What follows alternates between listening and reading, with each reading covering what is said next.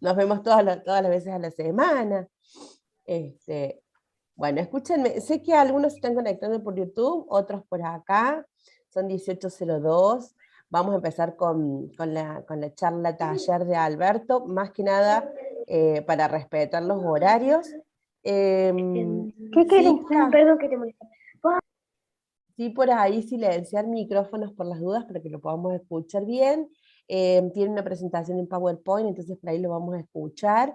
Y después hay mucho para preguntar seguro, así que haremos un espacio de preguntas, respuestas, comentarios. Alberto, la verdad que es muy abierto a eso y siempre está a disposición de todos nosotros, así que para nosotros es un placer tenerte acá, Alberto, y agradecidos por el tiempo. Así que yo me Muy bien. muteo, quedo a disposición y cuando vos me digas empiezo a pasarte el PowerPoint. Bueno, vos ya no lo pusiste a la vista todavía. No, lo pongo si querés ahora, lo pongo. Sí, sí, ya son unos cuantos. Ahí está, arrancó la grabación, así que. YouTube también lo estamos transmitiendo en vivo. Bueno. Ahí está, Alberto, ahí te pongo la presentación, vos me vas a ir guiando para que yo les vaya pasando y Bueno, usted presente perfecto. ese, muchos lo conocemos, pero está bueno recordar siempre. Bueno, sí, yo soy principalmente corredor inmobiliario hace 27 años. Soy administrador de consorcios que no ejerzo ahora porque la gente está muy loca. Y sí, desde ya. Y bueno, soy productor de seguros también hace unos 12, 14 años. Así que tengo bastante experiencia en los rubros que están vinculados a la propiedad horizontal. Mi criterio cuando empecé a abordar temáticas que están vinculadas a toda la propiedad horizontal y el movimiento de propiedades y todo lo demás, lo hice con la idea de que convertirme para las familias en el referente del manejo de cualquier situación con inmobiliaria que tengan. Entonces viene el hijo y le dice, papá, quiero poner un negocio. Andaba a preguntarle a Alberto cómo se hace para habilitar a que te busque un local, que vea el alquiler. Papá, yo me quiero ir solo. Bueno, anda a hablar con Alberto. O sea, ese fue mi concepto de negocio. De hecho, ya yo trabajo familiarmente nada más y tampoco soy abierto a todas las operaciones compartidas que tengamos de todo tipo. Así que bueno, siempre a disposición. Arrancamos, Gaby. Hoy vamos a hablar un poco de las dudas sobre la ley de alquiler, pero desarrollemos un poquito el tema de alquileres. El alquiler es según dice el artículo 1187, por definición, y creo que la base que tiene el código... ¿O hay alguien con un micrófono abierto? A alguien se le activó un micrófono, pero bueno, sí. Está bien, no hay problema. Suele ocurrir, estamos en una situación tecnológica que creo que vino para quedarse, así que lo presencial todavía va a tener que esperar. Lo que pasa es que lo presencial después no lo podemos repetir, ese es el otro tema. Entonces, el Código Civil habla que hay contrato de locación si una parte se obliga a otorgar a otra el uso y goce temporario de una cosa a cambio del pago de un precio en dinero. Y esto es muy determinante, pero no quita que no podemos pensar que el comodato puede ser un reemplazo de esta circunstancia, porque el comodato es lo mismo, pero a título gratuito. Y eso es muy claro también en la ley. Lo que queremos, si queremos disfrazar un comodato como alquiler, estamos infringiendo la ley y si se judicializa, podemos tener serias dificultades. Así que bueno, lo que no se aplica en el contrato de locación no está claro, se aplica todo lo que hace a los consentimientos de parte, precio, objeto del contrato y todo lo demás, lo que se usa para compra-venta. Con lo cual, el contrato de alquiler tiene algunas cosas parecidas a compra-venta, básicamente porque es un contrato, tiene que haber partes, tiene que haber plazo, tiene que haber claridad, tiene que ser por escrito. Además, la ley de alquileres dice en unos apartados que es obligatoriamente por escrito. Avanzamos, por favor.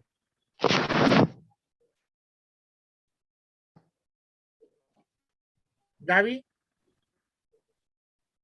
Ahí está, ahí está. Bueno, yo hablo de que el proceso de alquiler que nosotros realizamos como corredores inmobiliarios tienen un mecanismo de paso a paso, que son, digamos, ineludibles de que se den en una secuencia diferente y que son de cumplimiento necesario para poder avanzar en la siguiente etapa. Yo aquí hice un pequeño índice de lo que sería toda esta actividad o subrubro dentro de la actividad inmobiliaria.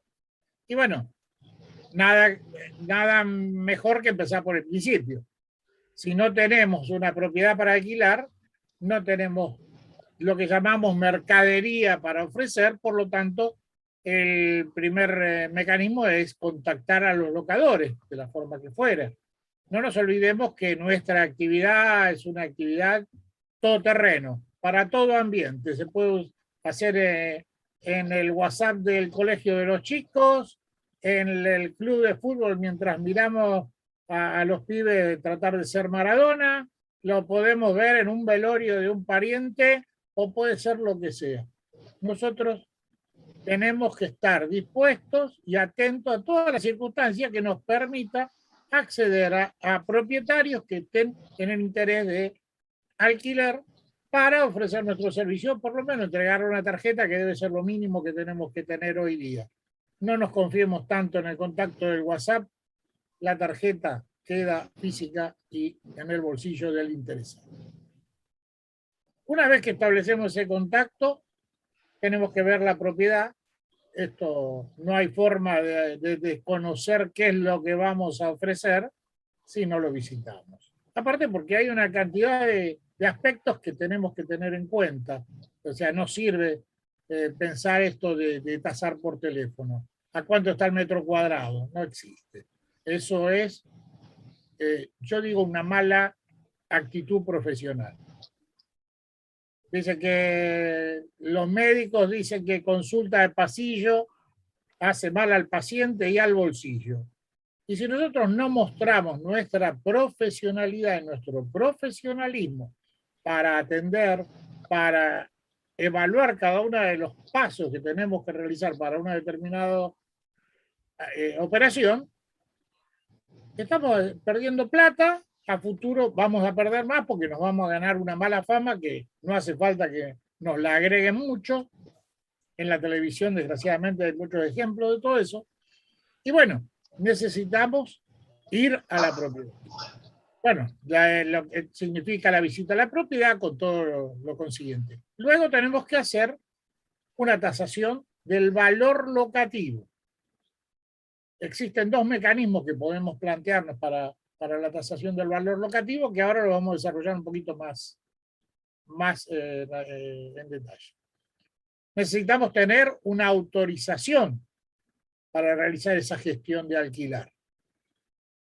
Esa autorización tiene que ser lo suficientemente completa, con la información respaldatoria suficiente, para saber que no tengo que llegar al momento de redactar el contrato y me esté faltando quién es el locador, dónde vive, etcétera, etcétera, etcétera. Así que bueno, yo tengo un grupo que se llama Alquilar Paso a Paso en Facebook, búsquenlo al que le interese, y allí hay modelos, los modelos míos, los que yo uso, que el que los quiera usar los tiene en Word, los puede bajar, hay contrato, autorización, reserva, etcétera, etcétera. Bueno, una vez que tenemos la autorización, tenemos que ver primero la fotografía, como todo, tiene que ser buena fotografía. Tratemos de hacer algún aprendizaje sobre el uso de los mismos celulares, que hoy tienen muchas facilidades para la fotografía. Tratemos de que las cosas que vamos a fotografiar, los lugares que vamos a fotografiar, no tenga fotografías personales, que no esté desordenado, que en general esté limpio, como para que tengan un valor. Después está la posibilidad de hacer planos. Hoy hay instrumentos gratuitos en Internet como el Floor Planner, que es un software muy interesante, que es online, gratuito, y con lo gratuito se pueden hacer unos hermosos planitos para mostrarle al interesado que lo que estoy ofreciéndole tiene determinadas medidas y de esa manera no pierde tiempo el interesado ni pierdo tiempo yo. Porque viene alguien, ay, yo no sabía, tengo un mueble de 5 metros de largo, pero resulta que la única pared donde podía ir, resulta que hay un radiador de calefacción. Entonces, listo. Y no va a desprenderse de ese mueble porque es de su abuela. Entonces perdimos tiempo, fuimos, visitamos, estuvimos, y eso quién lo paga. Entonces, en la medida que uno ajusta los detalles de lo que estamos ofreciendo, reducimos la pérdida de tiempo, la incertidumbre, y hoy día el tiempo cuesta mucho. Por supuesto, eso hay que publicarlo, los portales, los CRM, etcétera, etcétera. Tenemos un montón de herramientas, y a partir de la gestión que estamos realizando, vamos a tener consultas, vamos a tener que evaluar a los postulantes, es recomendable llevar un registro de visitas, hay que ver las referencias comerciales, judiciales, las garantías propuestas, vamos a conversar en detalle los tipos de garantía, la reserva, vamos a tener que hacer una reserva de alquiler, que en este caso, yo después les voy a comentar en función de qué, pero a pesar de que en la reserva diga a referéndum, tenemos que ser muy cuidadosos con el tema de las garantías. Después tendremos un contrato de locación que tiene ciertas características obligatorias, las normativas jurisdiccionales que debemos tener en cuenta, los impuestos de sello, la certificación de firma, existe la firma digital también, los honorarios, obviamente nosotros vivimos de eso, la inscripción del contrato en el RELI, el registro de la AFIP. Después viene un tema que es interesante, como es la administración de alquileres, nos da, yo creo, una interesante continuidad en la relación con el locatario, con el locador, y nos permite tener, además de un ingreso bajo, pero que permite amortiguar, digamos, los costos más básicos de nuestra actividad, estar al pie en el momento que se produce una rescisión anticipada, que se produce una decisión para vender, etcétera, etcétera. Somos los primeros a los que va a consultar porque nos vamos a enterar al momento que esto va a estar pasando a través nuestro. Bueno, luego de eso tenemos otro punto que también hay que tenerlo en cuenta, que es cómo se produce el ajuste de acuerdo al Código Civil actual y la rescisión anticipada de contrato, que tiene algunas particularidades que hay que tenerlas en cuenta. ¿Podemos avanzar, Gaby? Gaby, ahí está. Gracias. Bueno, acá hay un cuadrito esquemático, básicamente, y vamos a empezar a ampliar un poquito todo esto. La información de la propiedad es fundamental desde el primer contacto con el locador.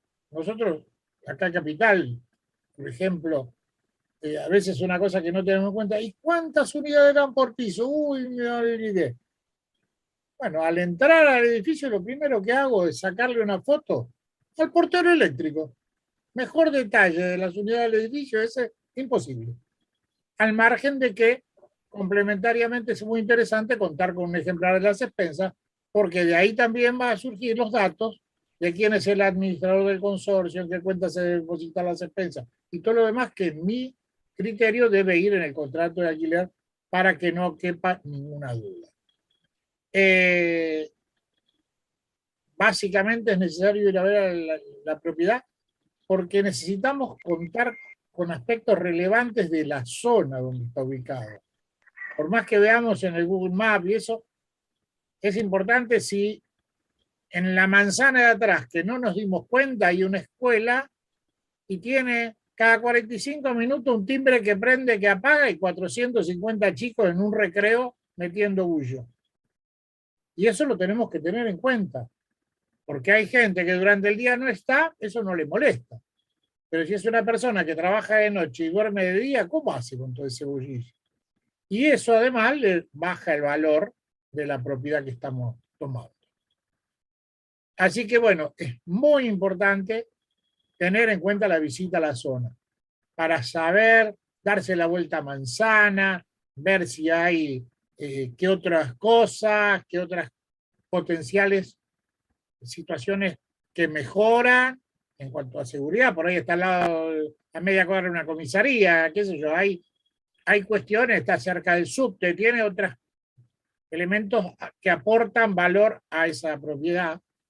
Incluso todo el tema de conseguir el reglamento con propiedad de administración, porque si se trata de un departamento y tiene capacidad de ser apto profesional, como para que lo use un psicólogo, para que lo use un médico, que lo use un contador, lo use un abogado como estudio profesional, eso es un elemento que puede ser muy útil a la hora de ofrecer la propiedad.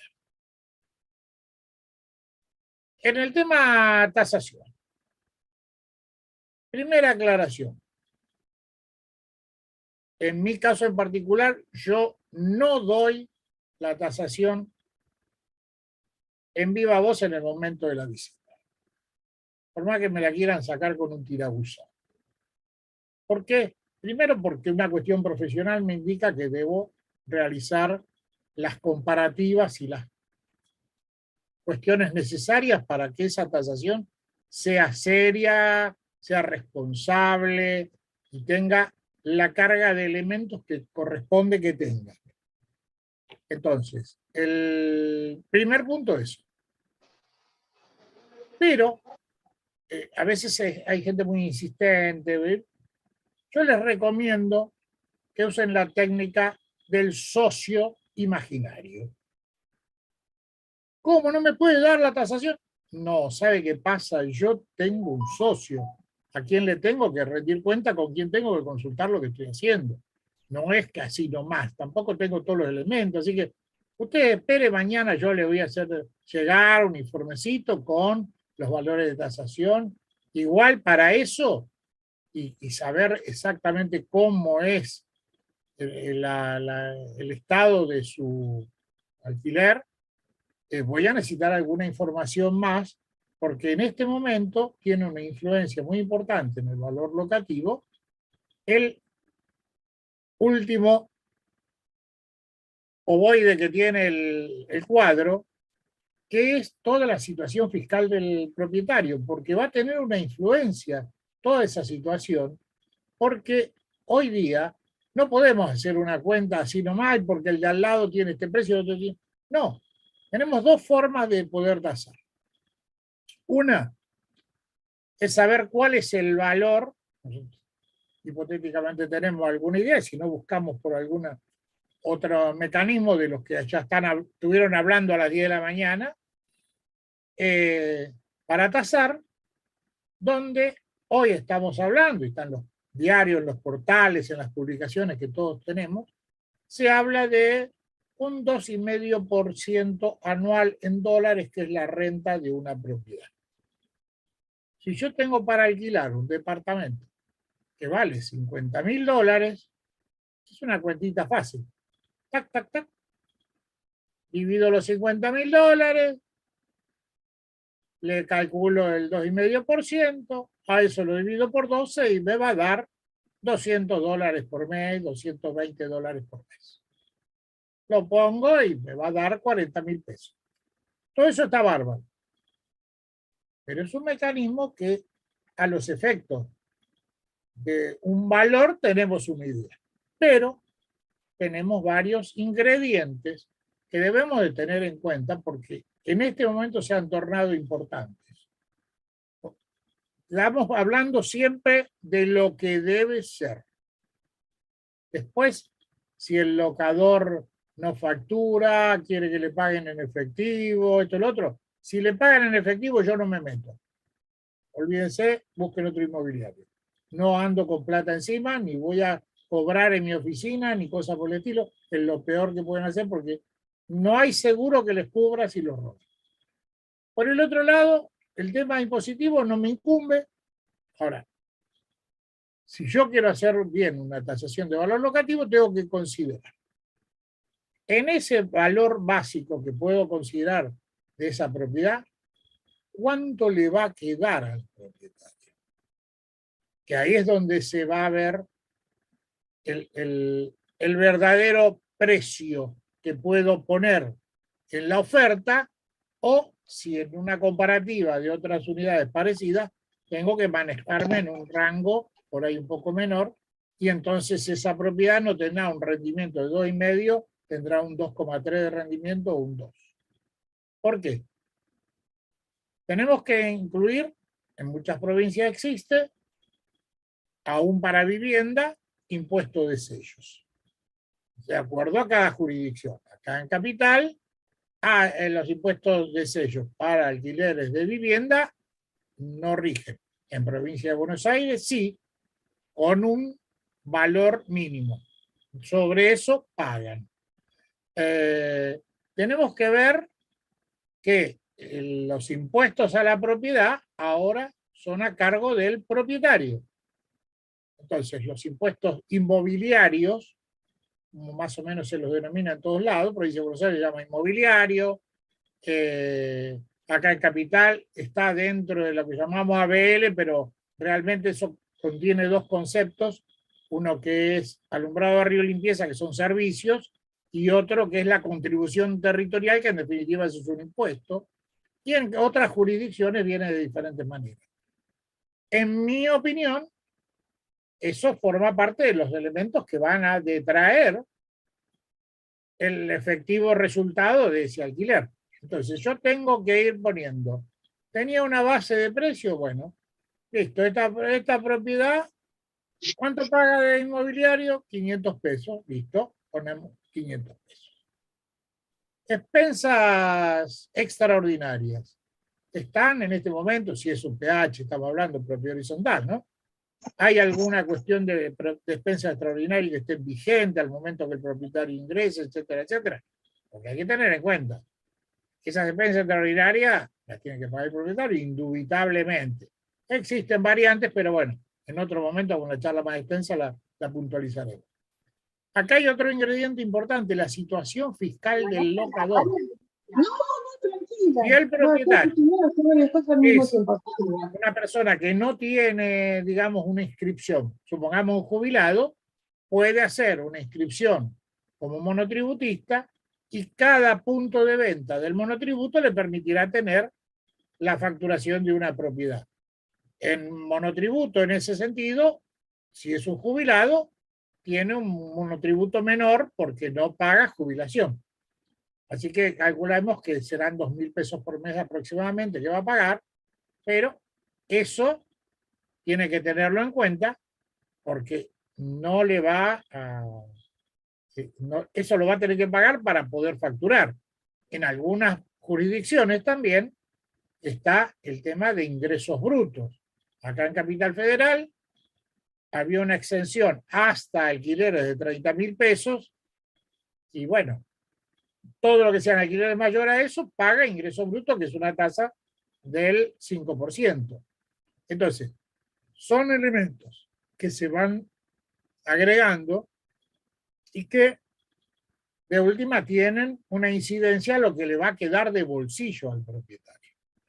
Entonces, otro ingrediente que hay que tener en cuenta es el tema de que la ley establece que el depósito tiene que ser del primer mes, del valor inicial del primer mes. Pero al momento de devolverlo a los 3 años, va a ser al valor del último mes de alquiler. Entonces, ¿cuál va a ser ese valor? Desgraciadamente, nuestros inteligentes congresales no tuvieron en cuenta que en este país, desgraciadamente, no existe un instrumento financiero que quede acoplado a ese mecanismo de ajuste que establecieron a través del Banco Central.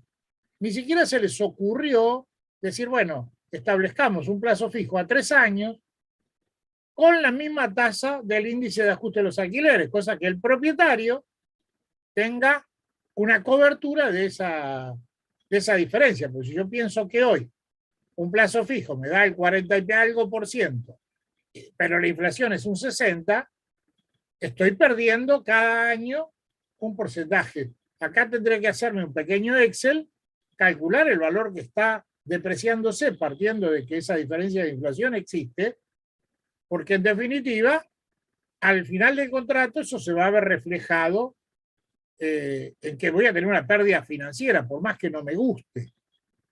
No la voy a ver palpable, pero bueno, si yo tengo esa diferencia financiera que se la formo en pesos y la divido por 36 meses, tengo una cuota aparte que la puedo agregar a ese valor del alquiler para que eso no me afecte. Y si en algunos casos, como puede pasar acá en Capital y en La Pampa y en Río Negro, los inquilinos no pagan honorarios y lo paga todo el propietario también debería de meter como ingrediente de ese valor del alquiler la 36ª parte de ese honorario que nosotros estamos cobrando. Entonces, la suma de todo eso no es lo mismo que sacamos por la cuenta de sacar el 2 y pico % o el 3% de lo que teóricamente dice la teoría de que es la renta que en estos momentos da un alquiler. Entonces, una vez que a ese valor que nosotros obtuvimos sencillamente, le agregué todos estos componentes que además van a variar, porque si tengo una jubilada es una cosa, si tengo un monotributista en actividad es otra cosa, si tengo un responsable inscripto es otra cosa, y eso tiene componentes de costo distinto. Por ahí alguien que es responsable inscripto, que tiene un negocio, y que dice, no te preocupes, porque yo tengo un contador que me hace todo, déjalo, eso no lo tengas en cuenta. Está bien, perfecto, es un punto de vista cada uno, porque quiero alquilarlo más. Con ese paquete de conceptos valorizados, tengo que ir a lo que tengo valores de mercado comparables. Y si tengo algún valor un poquito más alto, será cuestión de ponerlo a ese valor más alto para garantizar de alguna manera, esto no es exacto, estamos hablando que el propietario cuando haga la cuenta de lo que cobró en mano, más o menos refleje ese monto que la teoría dice que hoy se está recuperando por la inversión, por la renta de un departamento en alquiler. Otras épocas, la renta anual era más fácil, era un 10%. ¿Por qué? Porque se calculaba que un departamento se iba a amortizar en 10 años y hoy están tardando una amortización en alrededor de los 65 años. Así que tengamos cuenta que es importante que esto lo hagamos con suma puntillosidad y con mucho cuidado. Acá yo en Buenos Aires tenemos un sistema que nos permite, por ejemplo, consultar todas las publicaciones desde el año 85 para acá de las propiedades por domicilio, que me va a dar una información de la zona, de los rubros que están manejándose y que de ahí podemos tener una idea de cuál es el valor que se venía manejando en esa zona, como comparable, nada más. Después comercialmente habrá que ver, por ahí arrancamos en eso y después le tenemos que bajar un poco para que realmente se alquile, cosa que hoy no ocurre. Hoy pones una cosa que puede estar un valor alto y sin embargo se alquila. Gaby, ¿podemos cambiar la hojita? Bueno, la autorización de alquiler, ya la hablamos. Tenemos que tratar de hacerla a un mayor plazo posible. Después publicar, etcétera, etcétera. Y evaluar los postulantes, que en esto, ahí tenemos ya varios elementos para tener en cuenta. Nosotros, acá en Buenos Aires, por lo general, o tenemos garantía propietaria o seguros de caución o avales. Los recibos de sueldo en general no son tomados. Porque hay una situación de inestabilidad laboral que en este contexto no es lo más conveniente. Ustedes, yo sé que trabajan en el interior en muchos casos con recibos de sueldo o 2 recibos de sueldo, en fin. Tienen otras situaciones donde además tienen, yo digo, el veraz de Radio Pasillo. ¿Por qué? Uno va, pregunta, fulanito, ¿qué es el hijo de Menganito? ¿Qué tal es como persona? ¿Es una familia cumplidora? Y eso por ahí da un semblanteo que da mejor performance que cualquier informe veraz, cualquier informe de otro tipo que podamos obtener de toda la situación. Bueno, esto es para desarrollar más a largo, pero en principio avancemos, por favor, Gaby. Bueno, el tema, acá entramos exclusivamente en lo que es el artículo 13 de la ley 27.551, que habla del tema de la garantía. Y acá realmente hay cosas groseras desde el punto de vista legislativo, pero no la consideremos porque si no terminamos peleándonos con ellos. Está aburrido. Bueno, parece que causó gracia, está bien, bárbaro. Si les motivé gracia. Bueno, acá dice que en caso de requerirse una garantía, el locatario debe proponer al locador por lo menos 2 de los siguientes tipos de garantía y da 5 tipos de garantía. Y los menciona taxativamente y habla de un título de propiedad inmueble, un aval bancario, un seguro de caución, una garantía de fianza o fiador solidario o una garantía personal del locatario que en realidad lo documenta con un recibo de sueldo, o sea que es su propio garante con un recibo de sueldo o puede ser otra persona con otro recibo de sueldo en ese caso. Avanzamos, Gaby, por favor. Bueno, todo esto tiene su mecanismo que yo lo veo donde tenemos que tener cuidado en la reserva. ¿Por qué? Porque en el siguiente párrafo habla de que el locador puede requerir una garantía que supere el equivalente 5 veces el valor mensual, etc. Y después dice que bajo tales condiciones el locador debe aceptar una de las garantías propuestas por el locatario. Por lo tanto, un colega la otra vez me hizo una propuesta que me pareció interesante.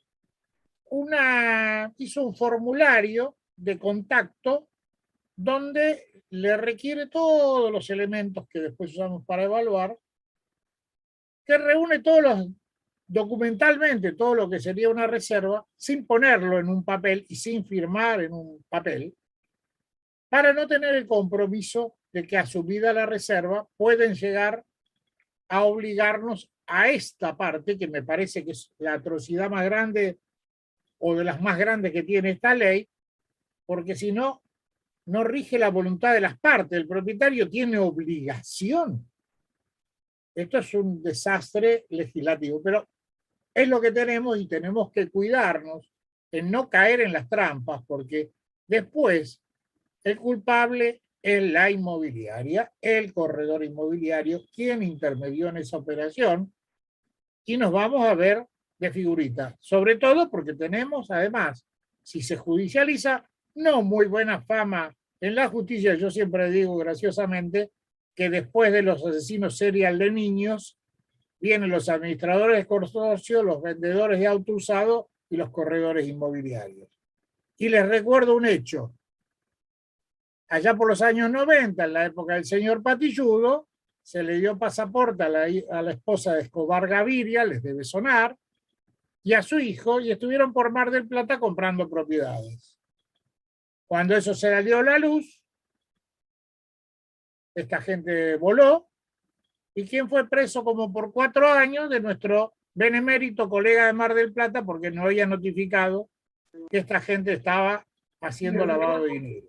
Y eso que en esa época no estaba la obligación de cumplimiento de la normativa de la UIF, que hoy sí existe, y les recomiendo que vayan a la página de la UIF, y si no se inscribieron, se inscriban, porque es obligación, y revisen los casos de las sanciones.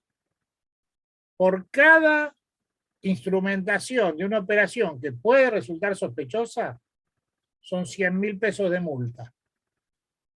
Pero puede haber muchas, sobre todo las ventas de country, que se dan con mucha soltura y se han dado en muchos momentos.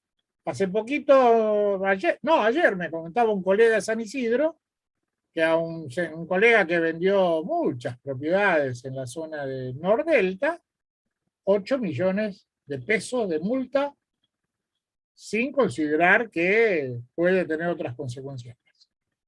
Así que bueno, otro de los elementos que hay que tener en cuenta es que de todos estos mecanismos de garantía, el único que está regulado es el del seguro de caución. Los demás, todavía ningún organismo se hizo cargo de hacer una regulación que por lo menos complementara las imprecisiones que la propia ley tiene. Así que bueno, tengan ojo, tengan cuidado al momento de hacer las reservas, porque viene alguien y dice, ¿y usted con qué garantía cuenta? Y no, yo saco un seguro de caución y tengo un primo que vive que me va a dar la garantía. Bueno, empecemos por eso. ¿Usted tiene la posibilidad de que le den el seguro? ¿Ya averiguó con alguna compañía? ¿Hizo alguna gestión? Bueno, tráigame la preaprobación de la compañía que le dan el seguro de caución. O tráigame una fotocopia del título de propiedad y del DNI del garante. Para avanzar, porque si usted no tiene eso, y primero avanzamos y después usted no lo tiene, entonces, cuando tenga eso, me lo trae y yo lo llevo a mirar la propiedad. No perdamos tiempo y hagamos las cosas bien, las dos cosas. Continuamos, por favor, Gaby. Bueno, esto es válido para las locaciones habitacionales.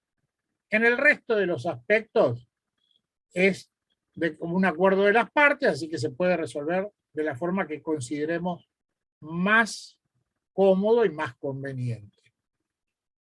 Cuando habla del primer punto, el título de propiedad inmueble, es una relatividad, porque nosotros sabemos que cuando redactamos el contrato ponemos que fulano de tal, documento tal, con domicilio tal, presenta como representación de su patrimonio una propiedad cita en tal lugar, bla, bla, bla, bla, con dominio tal, que lo sacamos, que no está inhibido y que tiene tal condiciones de usarla, de ofrecerla como garantía.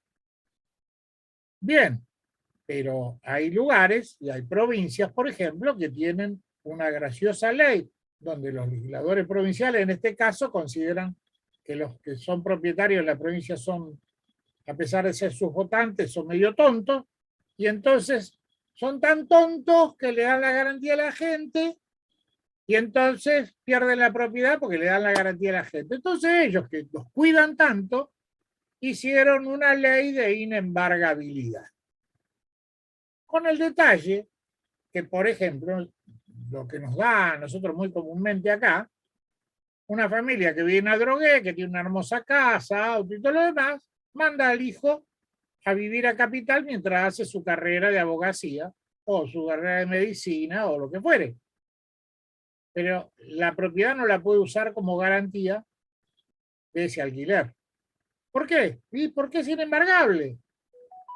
Y no se puede renunciar, y no es prudente renunciar a esa inembargabilidad mediante el contrato, porque en la legislación dice que esa ley es de orden público.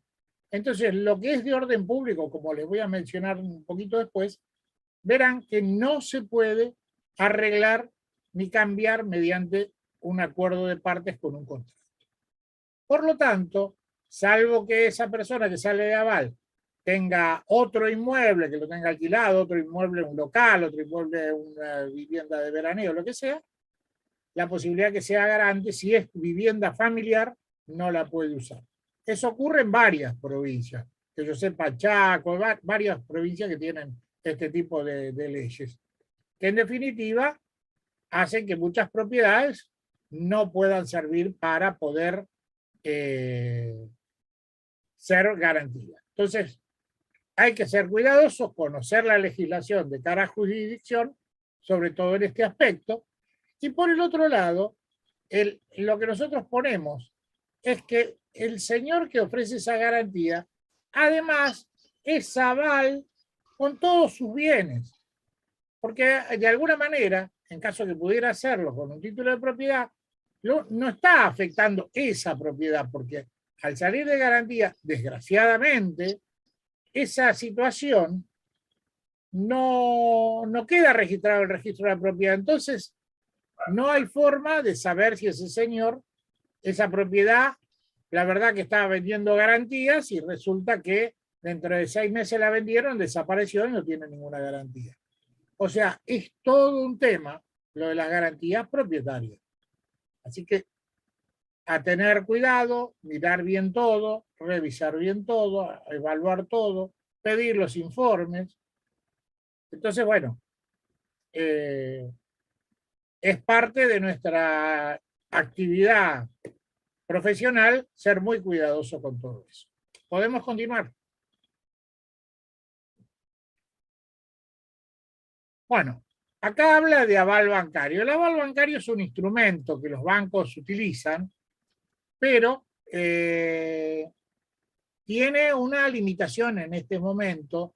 Sirve para empresas, sirve para gestiones empresarias, pero para el alquiler tiene ciertas limitantes y tienen mejores opciones a través de los otros instrumentos.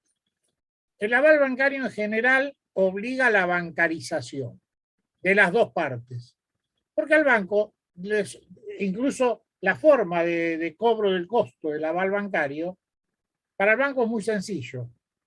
Dice, yo te lo doy a lo largo de todo el contrato, no hay ningún problema. Pero vos tenés los fondos bancarizados. Al estar bancarizado, el 10 de cada mes, vos tenés que tener en tu cuenta la plata que vas a pagar de alquiler y la que vas a pagar de honorarios al banco o comisión al banco por esa función. Y el banco el día 10 saca los fondos de esa cuenta, la pone en la cuenta del propietario y al propietario de paso le cobra mantenimiento de cuenta, impuesto al cheque, impuesto al débito, impuesto al crédito. Esa es la situación del banco. Ahora, los bancos no van a hacerse cargo en absoluto del tema de la cuestión de la ejecución por falta de pago. Y hay que revisar bien qué garantía efectivamente está aportando un aval en cada uno de los casos. Hay algunos avales que no mencionan esos temas, entonces dicen que sí, que el propietario tiene que hacer la ejecución, etcétera, etcétera, con lo cual hay toda una cuestión que no es la más ágil. Hay bancos que lo están ofreciendo, bancos provinciales, bancos ciudad, el banco Superville como banco privado que lo está ofreciendo. Yo tengo mis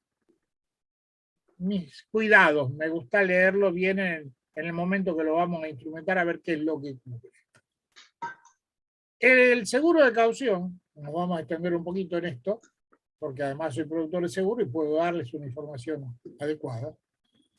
Es realmente el único de las modalidades de garantía que está reglamentada, en este caso por el organismo de contralor de las compañías de seguro, que es la Superintendencia de Seguro de la Nación. Entonces eso es lo que regula el mercado de las compañías de seguro. Discúlpenme, voy a tomar algo porque si no... Bien, la Superintendencia de Seguro de la Nación es la que establece las modalidades de cobertura y la que determina los textos de las pólizas de seguro. Esto ya hace varios años, la Superintendencia, a pedido de cada compañía, la compañía le dice, señor, yo quiero ser asegurador de este rubro. Bueno, de todos estos términos, de todos estos artículos que que componen una póliza del rubro que usted quiere actuar, va a tener que seleccionar cuáles son los adecuados, después los van a tener que entregar en una póliza que tenga una letra con un tamaño mínimo que está establecido por ley, o sea que no hay más letra chica, y después va a tener unas cláusulas particulares que dirá, se aplicará el artículo tal, el artículo tal, el artículo tal, con el detalle, todo en letra grande. Entonces, los seguros no tienen letra chica. O sea que eso se acabó. Por el otro lado, las compañías de seguro las hay de muchos rubros y hay monorrubro, que se dedican a un solo tipo de actividad. Por ejemplo, las ART son monogámicas, tienen un solo rubro que utilizan. Las seguros de vida en general tienen otro rubro exclusivo. Y hay otras que tienen combinaciones de rubros. Entonces hay compañías muy grandes que tienen todo tipo de riesgos, pero eso no les da mejor ventaja que una compañía chica que tenga menos. Porque en general, al tener todo tipo de riesgos, cada riesgo le implica también cierto tipo de cobertura y cierto tipo de mercado. El mercado del automotor y de las motos, por ejemplo, es el que mayor cantidad de siniestros tiene. Y en general también tienen muchas cuestiones de fraude, con lo cual es un tema complejo y es un rubro que sirve como los cigarrillos en el kiosco. Sirve para atraer al cliente, pero después hay que venderle otras cosas porque si no ese rubro solo no rinde, trae más problemas que soluciones. Hay otras compañías que han seleccionado otros rubros, pero no los de automotores de gran riesgo, porque cada riesgo que vaya tomando una compañía de seguro tiene que tener un determinado respaldo. Es como los fondos que debe guardar en el Banco Central un banco por los depósitos a plazo fijo. Entonces, por los depósitos a plazo fijo, el Banco Central tiene que tener tanta plata, tiene que tener tanto en bonos del gobierno, tanto en la LELIQ, tanto en esto, porque no tiene toda la plata guardadita ahí disponible para cada momento. Las compañías de seguros es algo parecido. ¿Por qué? Porque la compañía de seguro lo que hace en realidad, cuando da una póliza de cualquier rubro, está otorgando un crédito a futuro. Si no es un crédito, en este caso con un propietario, va a ser un crédito que le va a darse a sí misma para poder pagar un siniestro de un choque de un auto. Entonces, la superintendencia le exige que de cada rubro tiene que tener una determinada composición de su respaldo. Parte lo tienen reasegurado en otras compañías de seguro de mayor magnitud, que son lo que se llama el segundo piso del estamento de seguro, son compañías reaseguradoras de acá o del exterior. Otros aspectos le obligan a tener cierto respaldo en inmuebles, cierto respaldo en acciones, en títulos públicos, fondos comunes de inversión, fideicomiso, plazo fijo.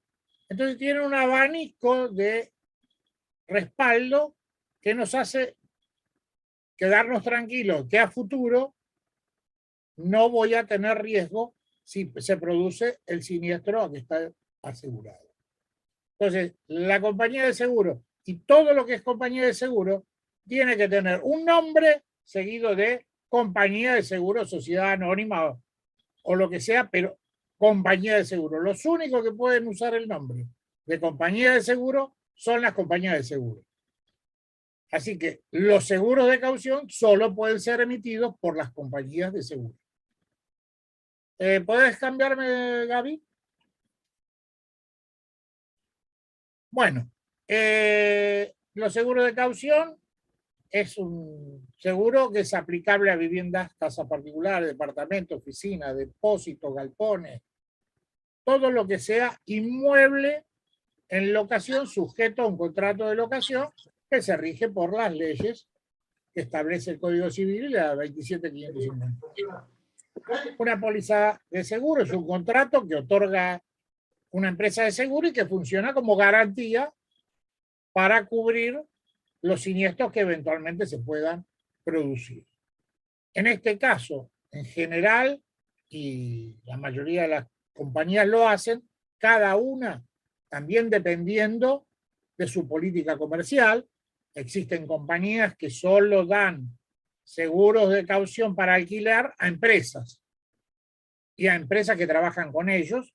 Entonces, tienen que presentar balances, esto, el otro, y hacer una evaluación crediticia por sus oficiales de crédito, como si fuese un banco, ¿no es cierto? Los seguros de caución se aplican para muchas otras cosas, sobre todo para garantía de presentación de oferta, para las licitaciones, para la garantía de los trabajos de una obra pública o de una obra privada. Hay un montón de cuestiones. Hay seguros de caución para directivos de empresas que están obligados por la IGJ. Hay un montón una variedad, pero nosotros vamos a hablar específicamente de los de alquiler y los de alquiler básicamente para vivienda. En general, cubren el pago de alquiler mensual hasta 36 meses y hasta el cumplimiento de las obligaciones del inquilino, sea por la entrega de la llave o al desalojar la propiedad. Las expensas hasta la suma asegurada, los servicios, luz, gas y agua hasta la suma asegurada, cada una tiene un monto. Los daños a la propiedad, cuando finaliza la locación, algunas lo incorporan, otras no, depende, cada caso en particular. Y también puede ocurrir que se amplíe la cobertura de expensas. ¿Cambiás, por favor? Entonces, ¿qué ocurre? Hay gente que dice, ay, pero ¿cómo es la cobertura? Usted quédese tranquilo. El asunto es que una compañía de seguro no es un particular. Entonces, quien administre el alquiler, si en el contrato de alquiler dice que el inquilino tiene que pagar hasta el 10, paga, no paga el 11, el 12, el 15, el 18, llega el 20 y no pagó, tiene que denunciar a la compañía de seguro, el propietario, que el inquilino no cumplió. Y en ese momento, la compañía lo va a hacer ir a esta compañía, ahí sí es su trámite personal, con el contrato original y su documento, a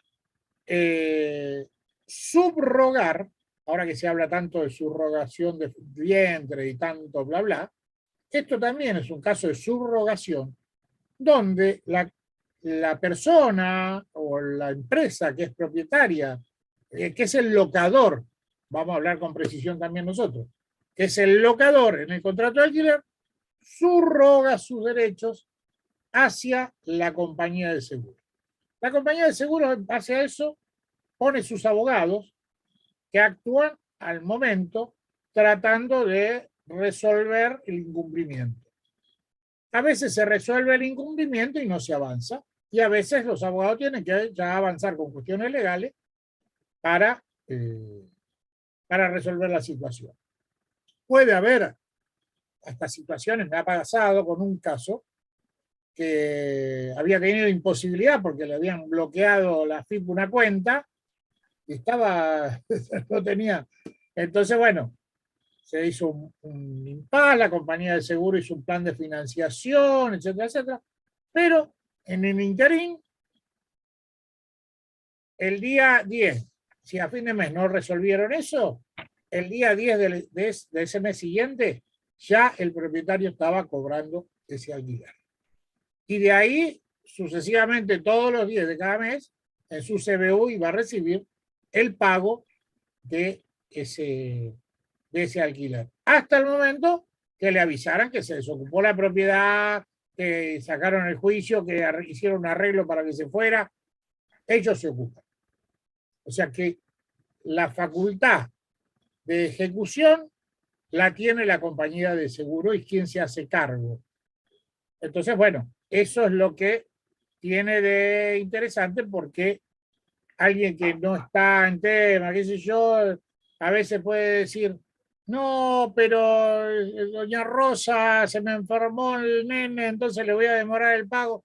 Mirá, yo lamentablemente llega el 20 y tengo que informar a la compañía de seguro. Después arreglate vos porque conmigo ya no podés arreglar más nada. Yo le paso todo a la compañía de seguro. Y es bastante ventajoso porque ellos se ocupan y el 10 del mes siguiente doña Rosa va a tener su alquiler.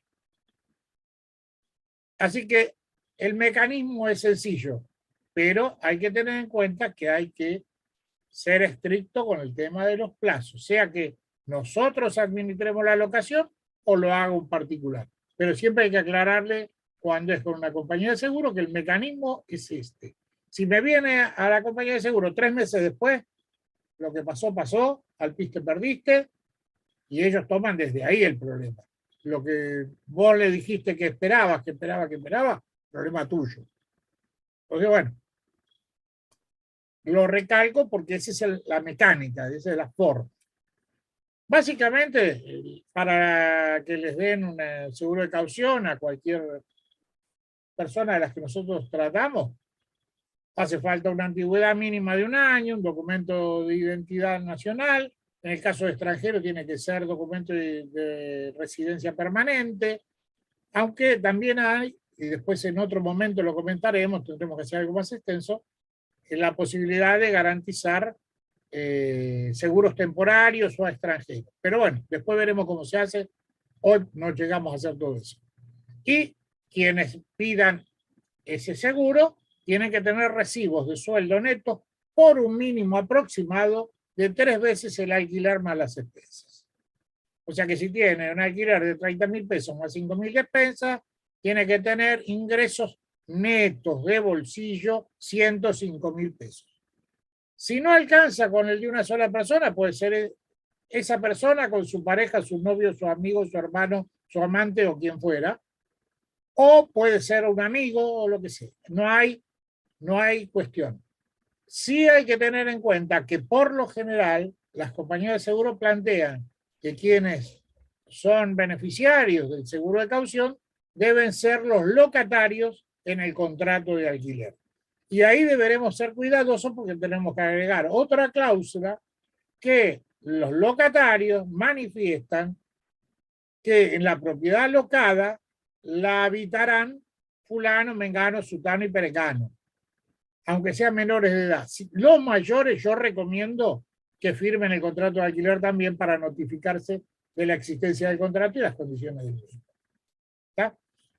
También puede haber personas físicas monotributistas que también deberán cumplir con una antigüedad, certificación de ingresos por contador, o las personas jurídicas que tendrán que presentar, como pasa en otros casos, su estatuto, su designación de actividad, de autoridades, los últimos balances, certificación de ingresos, pero bueno, son casos que ya más o menos todos tenemos más o menos manejados. Continuamos, Gaby. La evaluación de una persona o de un conjunto de personas para un seguro de caución normalmente se hace en el día o de un día para el otro más tardar. La póliza también depende la cuestión de las formalidades, la aceptación y básicamente de que si estamos interviniendo nosotros, tenemos que tener un borrador del contrato de alquiler para que la compañía lo apruebe. En ese borrador del contrato de alquiler ya tienen que estar todos los datos integrados de locador, locatario, la propiedad, etcétera, etcétera, y debe incluir una cláusula específica donde se debe incorporar, que ya te la da la misma compañía de seguro, cada cosa tienen parecidas, similares, donde se vincula la póliza con el contrato de alquiler. Y esta es la relación. Es como si fuera la póliza un anexo más. Pero al poner en el contrato de alquiler que la garantía es con una póliza número tal, de la compañía tal, domiciliada en tal lugar, con quit tanto, etcétera, etcétera, ya queda vinculado los dos instrumentos. Y hago un paréntesis. Una de las cosas que la ley no previó es que en las pólizas de caución se cobra IVA, pero resulta que por el alquiler no se cobra IVA. Entonces yo presenté un proyecto legislativo junto con un amigo colega, donde pedimos que, ya que el instrumento principal no tiene IVA, el documento accesorio, que en este caso es la caución, no debería tener IVA. Esto por la ley de IVA, pero pareciera que los legisladores no saben de esa ley. Entonces, bueno, sería un 21% más económico y estaríamos favoreciendo a los inquilinos realmente si lo queremos hacer. Así que bueno, se los cuento como anécdota.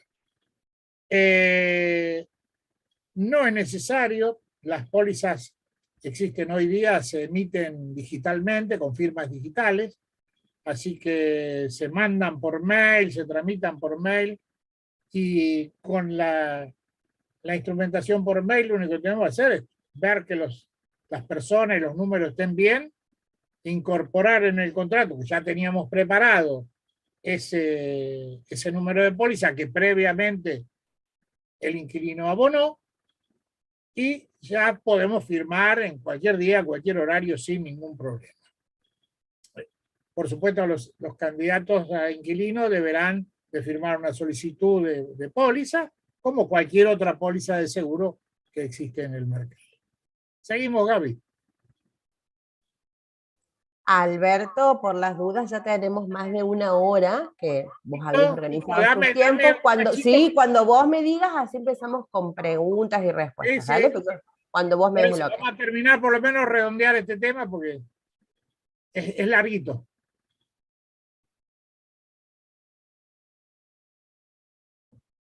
Bueno, como último ítem del tema de las garantías, el anteúltimo, porque la garantía de fianza o fiador solidario es lo que dan las compañías de avales, que son compañías financieras. Estas son sociedades anónimas, por lo general, que son financieras, que no tienen otro control que la Inspección General de Justicia, y bueno, cada cual de tal su interés o no de ser más o menos cuidadoso. Hay de diferentes tipos, de diferentes colores, de diferentes calidades, como todo. Yo me prefiero, digamos, avanzar con el tema de las pólizas, porque las pólizas tienen una seguridad. Las compañías de seguro no se funden. Si una compañía de seguro tiene problemas, la superintendencia no le deja emitir nuevas pólizas. Y la cartera de ese tipo de póliza que está haciendo se la obliga a que lo venda a otra compañía del mismo rubro. Así que siempre va a haber una cobertura. Y después tenemos la garantía personal del locatario, que ya hablamos, documentada con el recibo de sueldo, que lamentablemente hoy, con tanta volatilidad laboral, que como decimos, se puede... En Buenos Aires es poco aceptada, digamos. ¿Seguimos? A ver qué nos depara el futuro. Bueno, otro seguro que yo recomiendo, que es importante para tener en cuenta y que muchas veces lo pasamos de largo y puede traernos dolores de cabeza. Yo estoy viendo, desgraciadamente, por muchas situaciones, el estado de mantenimiento de los edificios, etcétera, etcétera, se da frecuentemente incendios. Y nosotros solemos repetir un remanido articulito dentro del contrato de alquiler que dice que el locatario deberá contratar dentro de los primeros 30 días una póliza de seguro de incendio y responsabilidad civil, bli, bli, bli, bli, bli.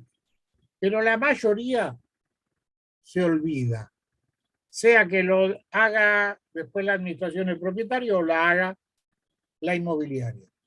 Por tanto, yo recomiendo que esa póliza la hagan al mismo tiempo que están haciendo el contrato de alquiler y le digan, mira, esta propiedad tiene 34 metros cuadrados, conseguí un seguro de alquiler de incendio y responsabilidad civil a nombre del propietario.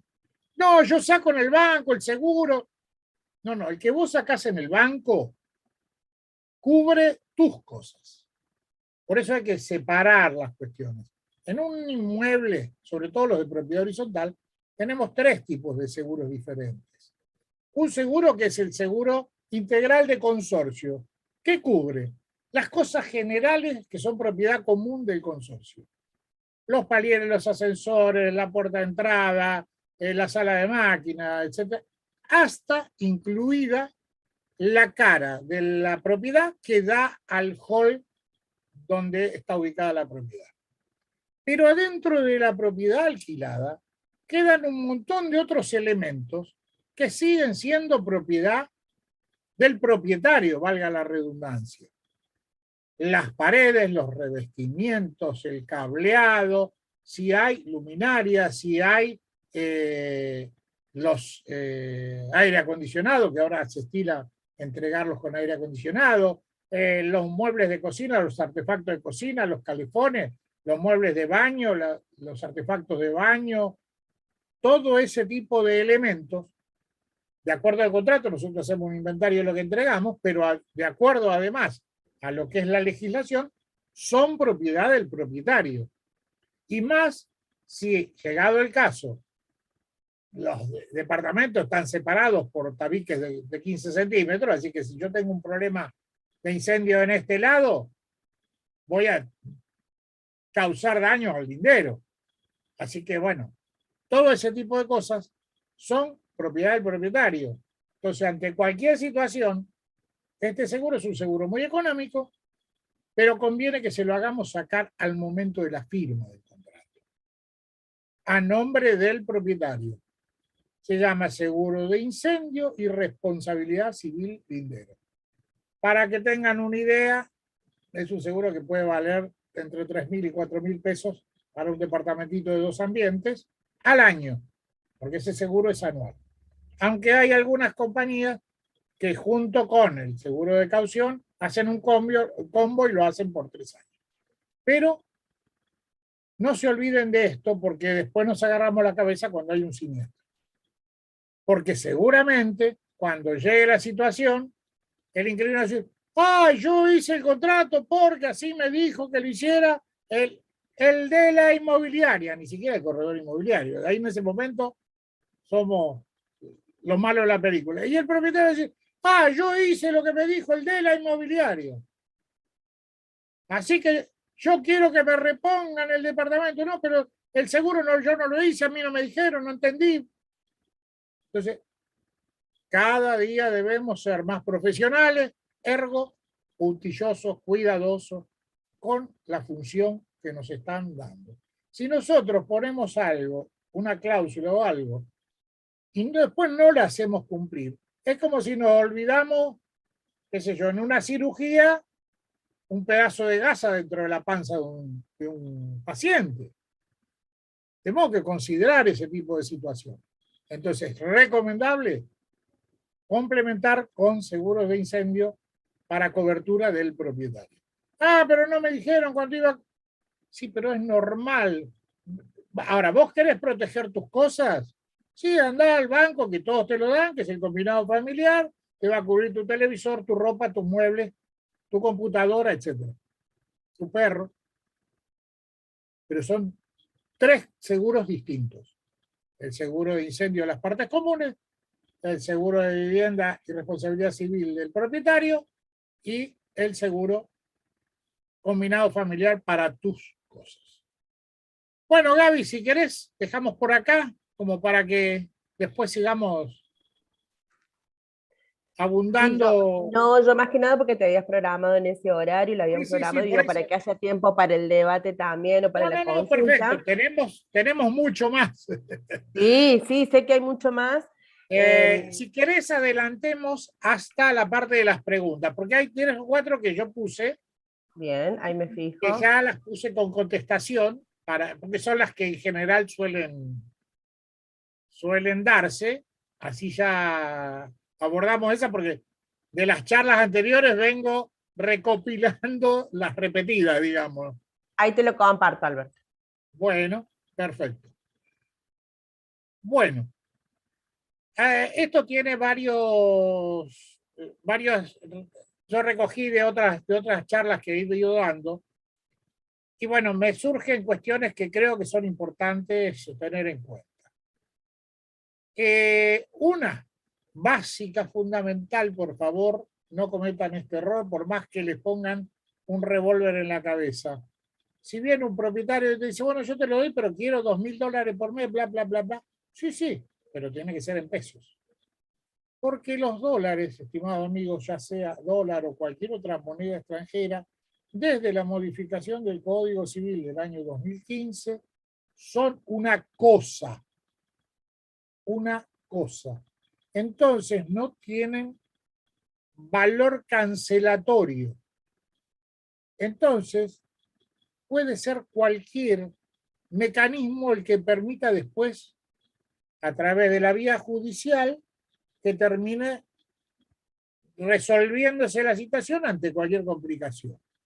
Ya sea que ustedes pongan el depósito en dólares, que no es la forma de cubrir con certeza lo que hablábamos antes de incluir en el valor locativo. Esa es válida, porque siempre estamos hablando de los pesos. Está bien, hay una presunción de pérdida que tendré que tenerla prorrateada, pero mañana se judicializa y un juez va a decir, señor, acá esto no, es a valor de la cotización de Banco Nación. Y si mañana, no sé, de acuerdo a alguna chifladura que andan dando vuelta por ahí, eliminamos el Banco Central y no tenemos Banco Nación para la cotización y resulta que es todo libre, ¿la referencia cuál es? El juez va a decir, bueno, el valor que lo venda el arbolito que está en la esquina. Y lo mismo ocurre con cualquier otra cosa. El dólar, por favor, no. Hagan cualquier otro mecanismo, pero no se metan con las cuestiones, porque la experiencia todavía no hay jurisprudencia concreta en muchos aspectos de toda esta ley. Pero no seamos los primeros que vayamos a dar la jurisprudencia y que nos vamos a salir en todos los diarios la irresponsabilidad del corredor que hizo el contrato en dólar. Otro de los temas que también es importante clarificar es que el único para vivienda, para habitacional, el único instrumento que se puede usar para ajuste es el índice que arroja el Banco Central de la República Argentina. Este índice es ineludible. Ese índice está, como dice la ley, un 50% por el valor de la evolución de los salarios que establece el Ministerio de Trabajo y otro por costo de vida, con un atraso más o menos de 2 meses y que está, digamos, hecho en forma diaria por el Banco Central, armado un coeficiente diariamente. Tengan cuidado, porque el Banco Central trabaja para los bancos y los días que los bancos son inhábiles no informa ese índice. Por lo tanto, por ahí llega este fin de mes que el primer día del mes es domingo y uno quiere apurarse, bueno, voy a ver a cuánto tiene que ser el alquiler, bla, bla, y entro a cualquier calculador que nosotros usamos de los colegios, o Cavapro, por ejemplo, que nosotros hemos calculado, y el calculador, fíjense bien, que esté actualizado conteniéndose los índices de ese día, del sábado y domingo, porque si no, van a tener el índice del viernes, con lo cual puede cambiar el porcentual que están usando. Eso es algo para ser muy cuidadoso. Cuando usen el calculador, fíjense a qué fecha está calculado y a qué fecha está actualizado el calculador, porque algunos están actualizados al viernes. Y si no, más sencillo, esperen al lunes con menos angustia. Total, los valores no van a variar mucho, desgraciadamente. Por el otro lado, solo se pueden aplicar otro tipo de índices, cualquiera, porque una de las cosas que hicieron en el momento que sacaron esta ley fue desarticular, derogar el articulito que hablaba que estaba prohibida la indexación. O sea, podemos usar para comercial los índices que se nos dé la gana. De común acuerdo, no hay problema. Puede ser costo de vida, puede ser costo de la construcción, con la periodicidad que queramos, no hay ningún problema.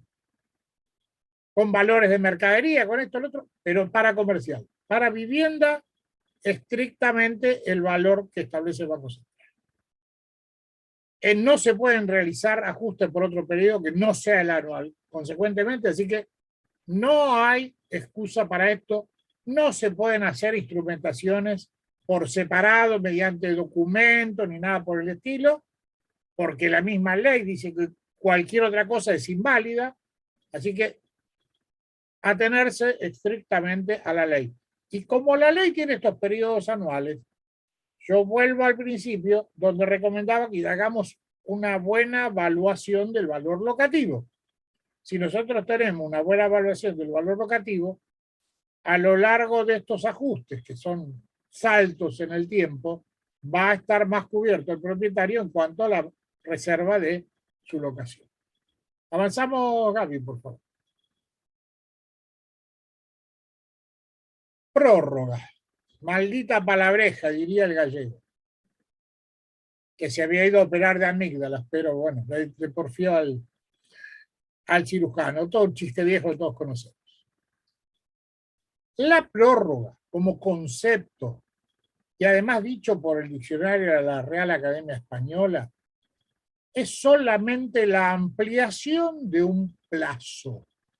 El único factor que modifica una prórroga es el factor tiempo.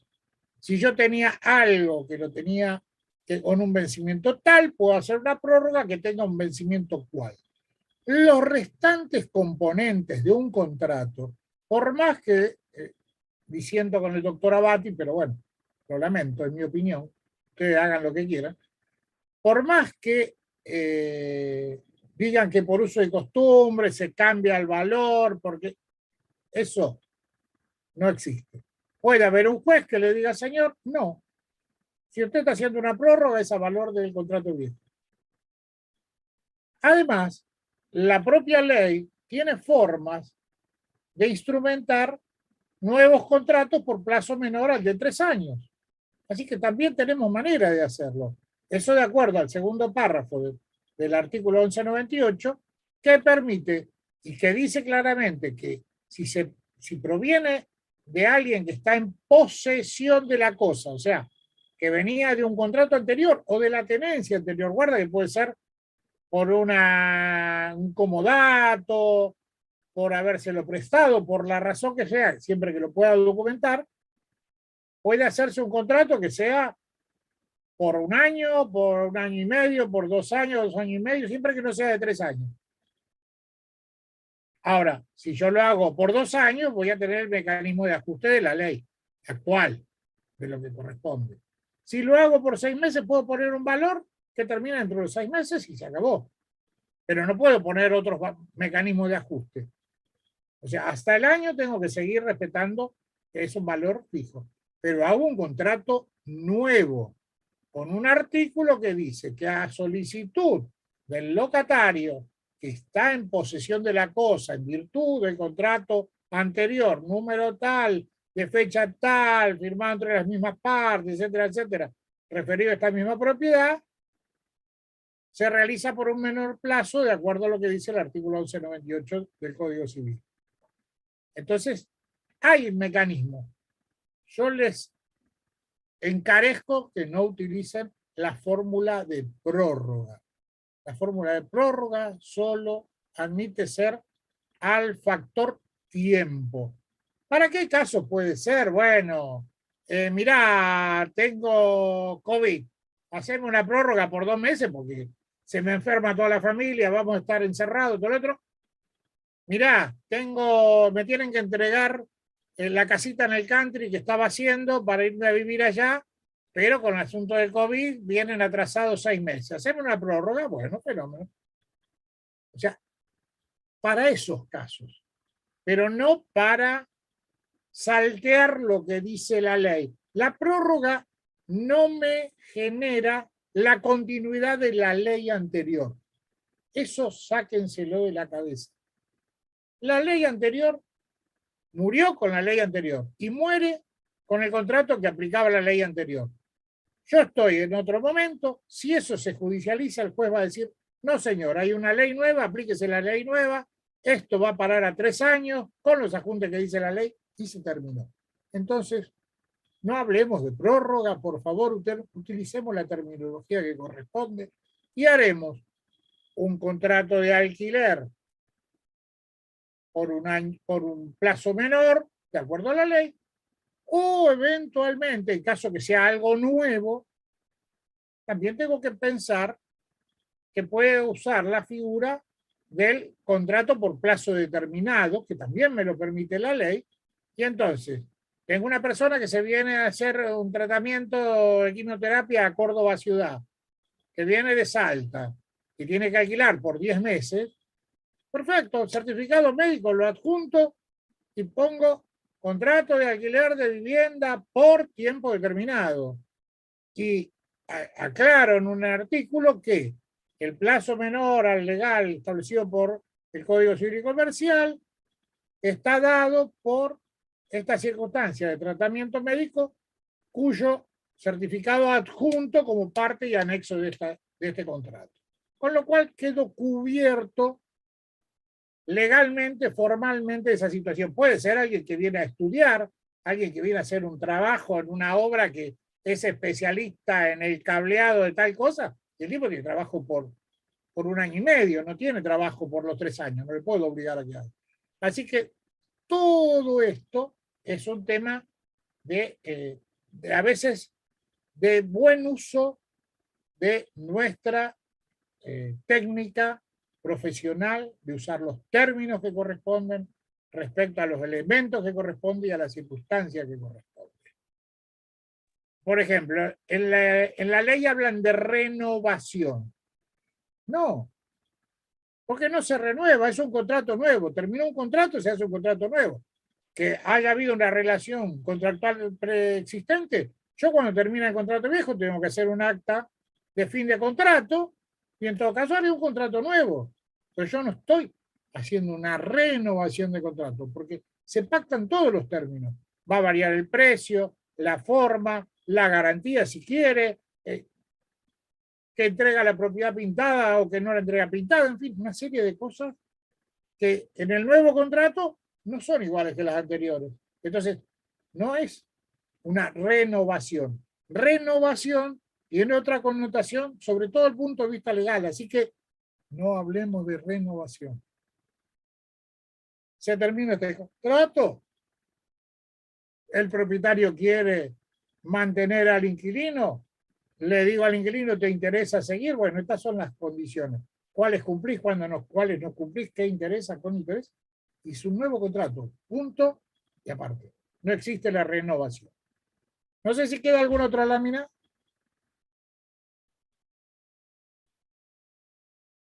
Bueno.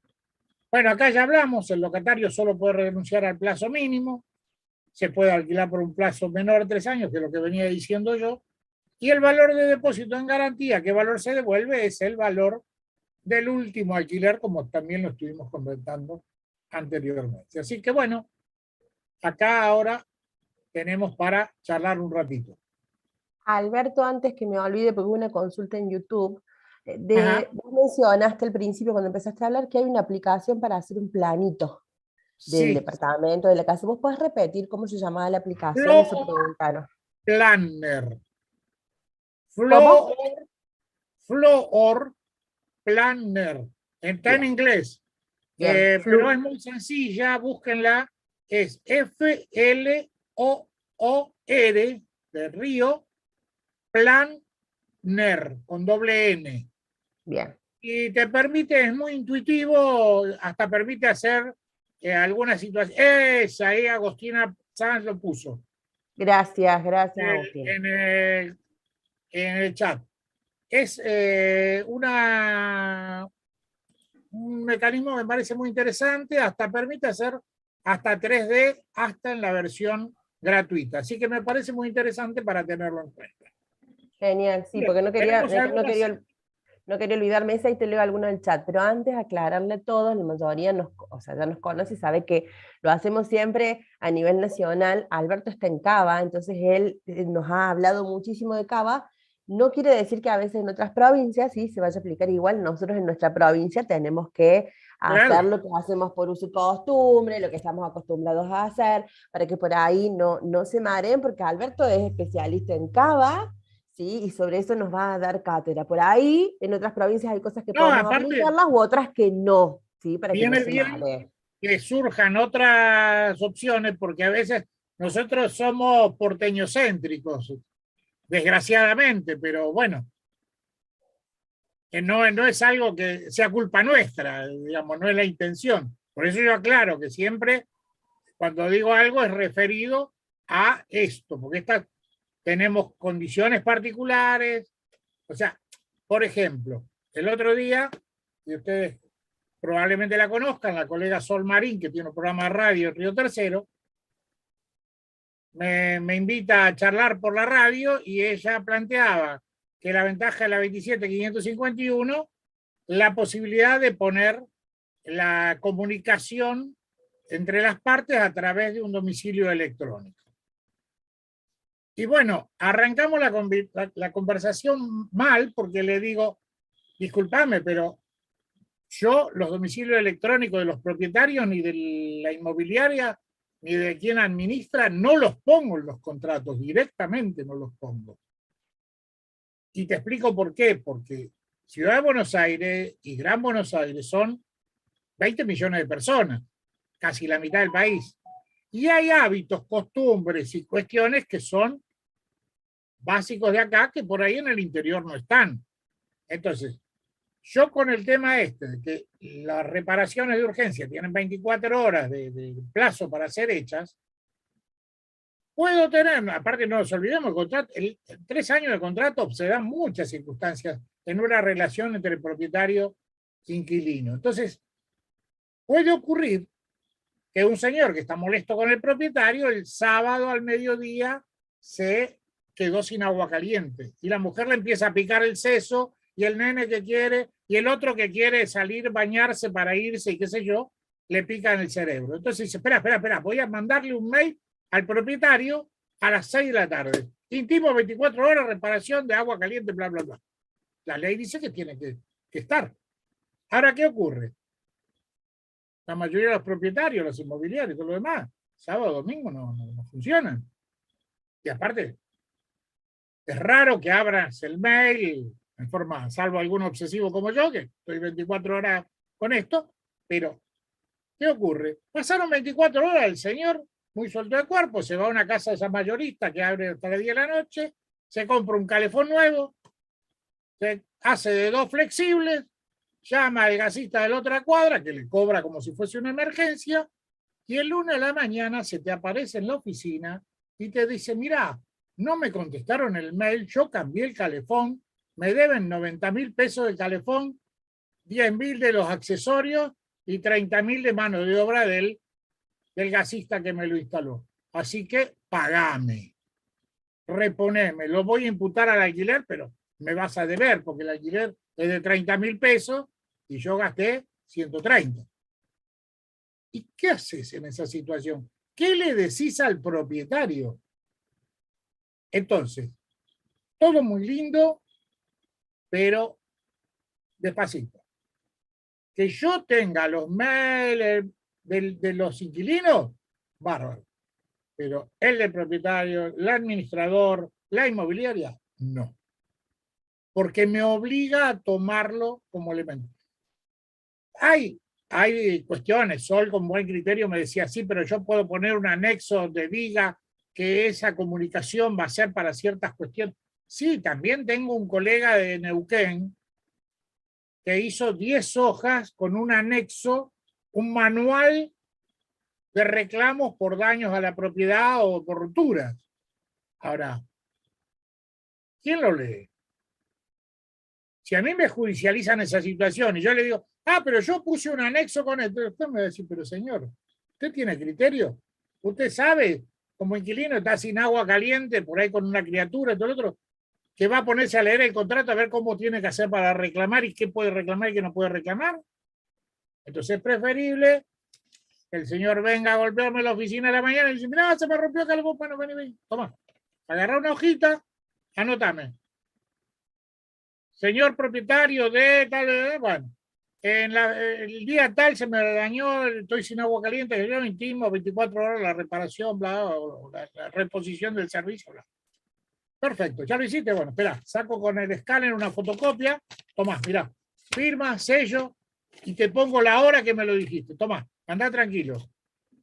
Llamo al gasista de mi confianza, José, andá a ver tal cosa, tal lado, y capaz que era un diafragma, por dar un un caso típico de un calefón. Puede haber otras cuestiones. Pero realmente esa cuestión a mí me da, digamos, dadas las condiciones de la capital, por ahí, si vos me decís, es un pueblo del interior, que son menos gente, que se conoce, vale, golpea la puerta, y, bueno, pará que ya mando a José, que es el que sabe de calefón, y te lo va a mirar, y es domingo, no pasa nada. Nadie se va a fijar siquiera que en el contrato dice el mail. Pero acá Buenos Aires es otra cosa. Yo les cuento. No, no, es que está genial. Yo por eso lo aclaré, Alberto, porque por ahí hay distintas situaciones, como la que planteas Claro, vos, claro, distintas claro. urbes y demás, entonces, y está bueno escucharlo de Cava, ¿sí? Claro, María Sol Cómo se han estaba ido chocha con acomodando. el tema del... Yo tengo mis pruritos. Obvio, claro, distinta aplicación allá. Por otro lado, antes que me olvide, por si cuando cerramos en un ratito queda alguna duda, consulta, o después le surge alguna duda, consulta, Alberto es tan generoso así como en privado, ¿sí? En la ayuda, con los colegas y demás. Y tiene, él lo mencionó, tiene un grupo en Facebook que se llama Alquilar Paso a Paso, Alquilar Paso a Paso. ¿Sí? Donde ustedes se pueden sumar y van a ver que hay muchos archivos que él sube de manera bondadosa, que son los que él utiliza, y también existe la posibilidad de que le puedan consultar algo puntual, ¿sí? Si están en Cava y tienen alguna duda, inquietud, él siempre está a disposición, ¿sí? De todos nosotros. Alberto Mirta había preguntado en el chat, yo te voy leyendo los más viejos, ¿dónde se consulta la evolución de los importes de los alquileres? Es decir, los ajustes. Bien. El Banco Central, todos los días 16 de cada mes o hábil anterior, porque ellos trabajan solamente los días que es hábil para los bancos, acuérdense. Todos los 16 saca el índice diario del ajuste locativo a partir del 17 de ese mes, o sea, del día siguiente, hasta el 16 del mes siguiente. Con lo cual, todos los meses hay una circular del Banco Central, creo que es una circular C, que la buscan por el índice circulares y ahí tienen el dato de origen. Después, esos índices, hay sistemas de cálculo que utilizan y copian los índices en su archivo, o hay algunos que van a tomar el índice que el Banco Central pone día a día. Cualquiera de las dos formas, siempre fijarse en los calculadores que dice que el cálculo está actualizado a tal fecha. Entonces, bueno, perfecto. Ahí tenés los calculadores, te puede dar a la fecha que necesitas. Supongamos un contrato que inició el 1 de mayo del año pasado, tenés que fijarte hasta el 30 de abril de este año. Porque el nuevo va a regir desde el 1 de mayo al 30 de abril del año próximo. Entonces, la secuencia, si la querés, la tenés que buscar en el Banco Central. No, la verdad que no tiene demasiada significación. Una aclaración respecto al cálculo del índice. La ley dice, y es lo que está estipulado en todos lados, pero como los calculadores son automáticos, no lo saben, depende de los datos que uno le cargue, el ajuste siempre es sobre el valor inicial. O sea, cuando hago por ejemplo, el 30 de abril de 2022, va a ser sobre el índice del 2020. Cuando hago el ajuste en el 2023, voy a tomar ese índice, pero también sobre el 2020. No es como nosotros estamos acostumbrados a hacer con el mecanismo anterior, que ibas aumentando semestre sobre semestre el índice que estaba, el interés que estabas poniendo. Así que, o el ajuste que estabas poniendo. Tengan en cuenta esto, cuando empiecen a caer los que tienen segundo ajuste, el ajuste no es sobre el índice del año anterior, sino sobre el valor del índice inicial. Porque de esa manera se evita que haya interés sobre interés. Digamos, ¿no? Y después Mirta también había preguntado, ¿cuál es tu recomendación en cuanto a la garantía más confiable? En mi punto de vista, y es lo que está primando en este momento en el mercado, es que si sos una persona que tenés un sueldo y tenés ingresos regulares y tenés amigos, compañeros que te acompañan, familiares, lo que sea, el seguro de caución funciona muy bien. Funciona muy bien. Sin descartar el resto, ¿no? Pero yo creo que hay que estudiar caso por caso. Pero el seguro de caución en general funciona muy bien. Además, yo te digo, por ejemplo, salvo excepciones, que haya compañías que cubran una parte, pero básicamente hay compañías que trabajan para todo el país, o sea que da lo mismo. Yo hice hace poquito seguro para Salta, hice otro para Comodoro Rivadavia, o sea que la cobertura da lo mismo que sea donde fuere, porque ellos después tendrán que resolver, es un problema de ellos, pero me refiero que las compañías de seguro tienen estructurado el sistema, como además es todo digital, y no tienen que mandar a nadie, y no tienen que tener a nadie en el lugar. Yo creo que en este momento lo más eficiente es eso.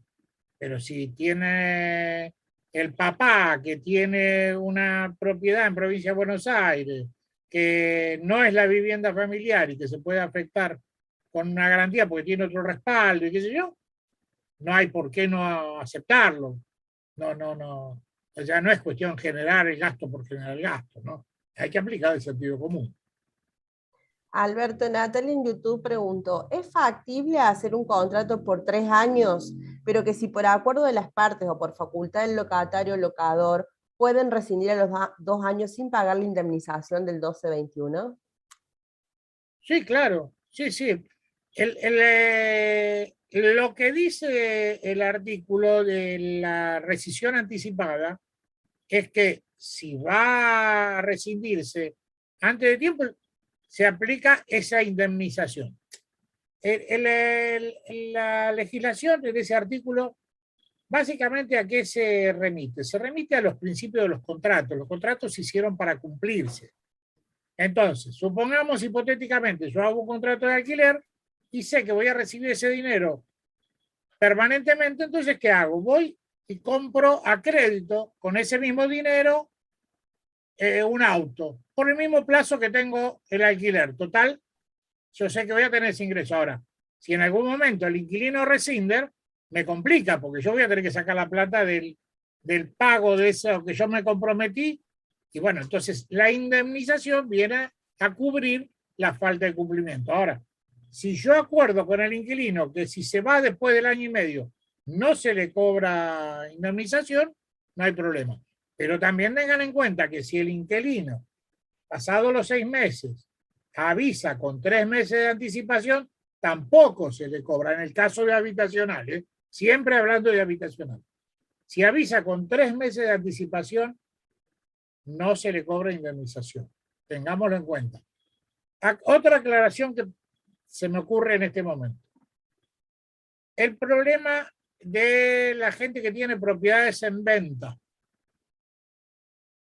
Yo en mi contrato suelo incluir una cláusula donde digo que el locatario se compromete una vez semanal, con previo aviso de la inmobiliaria o del propietario, a mostrar la propiedad en caso que el propietario haya resuelto su venta, incluso a colocar el cartel de publicación en el frente.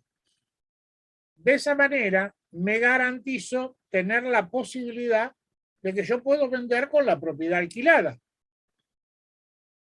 Si vendo con la propiedad alquilada, primero que el hecho que esté alquilada no disminuye sus valores para nada, porque bueno, es una propiedad. Segundo, si tengo un comprador, está yendo a la parte de compra-venta, ¿no es cierto? Y me dice, ay, yo lo quiero ocupar para mí, qué sé yo le puedo pasar la oferta al propietario actual. Porque él puede decir, bueno, yo negocio con los inquilinos, les doy una plata para que se vayan, les pago la mudanza, les consigo otro alquiler y yo se la entrego vacía. O el que compra también tiene la circunstancia de decir, pasado una vez que compré, negocio con el inquilino, lo indemnizo yo y todo eso va a jugar en los valores de la compra y de la venta.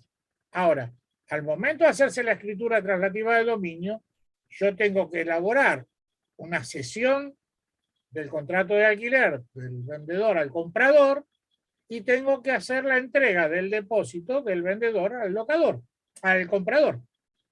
Y lo único que resta es decirle que el comprador va a tener que notificar al inquilino a partir de este mes a quién le tiene que pagar, en qué cuenta, de qué manera, etcétera, etcétera. Y se terminó el problema. Pero recomiendo que por tranquilidad, aunque el propietario no tenga intención de vender la propiedad, incluyan esa cláusula. Porque de esa manera nosotros vamos sobreprotegiendo al propietario en caso que tenga necesidad o interés de vender la propiedad, porque con 3 años puede pasar muchas cosas en 3 años. Es muy prolongado el plazo de 3 años. Entonces, yo lo recomiendo. No se pierde nada. Señora.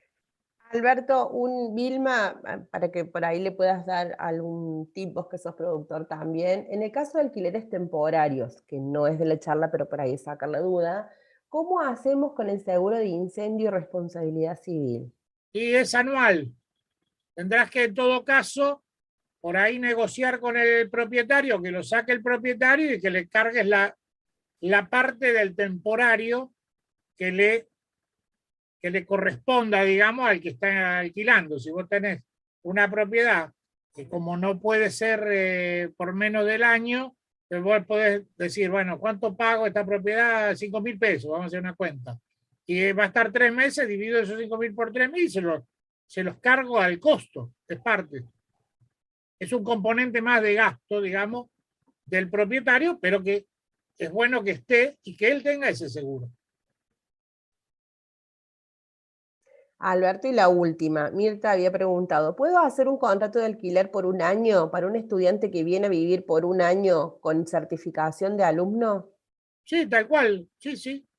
Es un contrato por tiempo determinado y le vas a poner en la cláusula del plazo que este contrato se efectúa por un plazo menor al legal, dado que con el certificado que adjunto el carácter de anexo al mismo,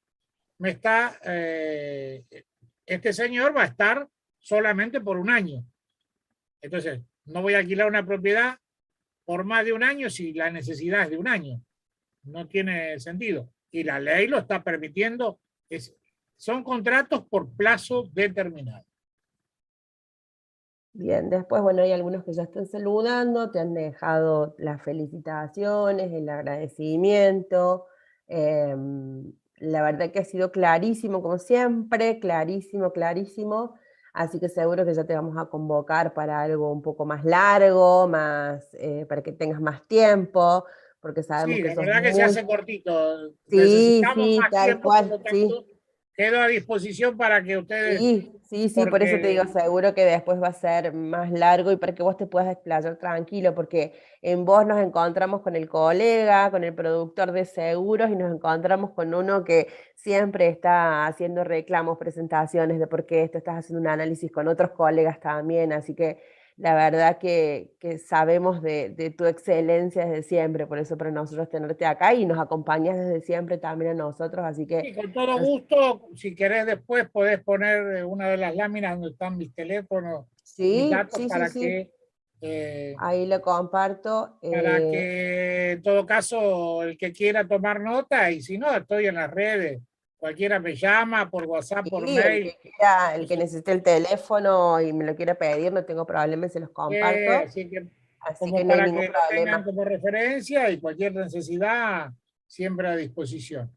Y ahí Y están aparte todas. vamos aprendiendo entre todos, porque la verdad esto es un camino de aprendizaje, digamos, en conjunto y de mejorar la calidad profesional que debemos todavía, a pesar de los años, de que nuestra carrera tiene carácter universitario y de que decimos ser profesionales y desgraciadamente muchos colegas, que no son el caso de los que están acá, porque por lo visto tienen ganas de corregir, pero hay muchos en nuestro que lamentablemente, como hay otros que vienen de la época de idóneos y tampoco se han seguido capacitando, y esto requiere de una permanente yo digo que debemos regurgitar los conocimientos y volverlo a masticar y periódicamente volverle a darle una nueva masticada para no olvidarnos de que existen tales o cuales cuestiones que nos van a hacer un aporte al momento de reclamar nuestro profesionalismo, ¿no es cierto? Y ser reconocidos como tales, que a veces hay cada ejemplo que nos dejan mal.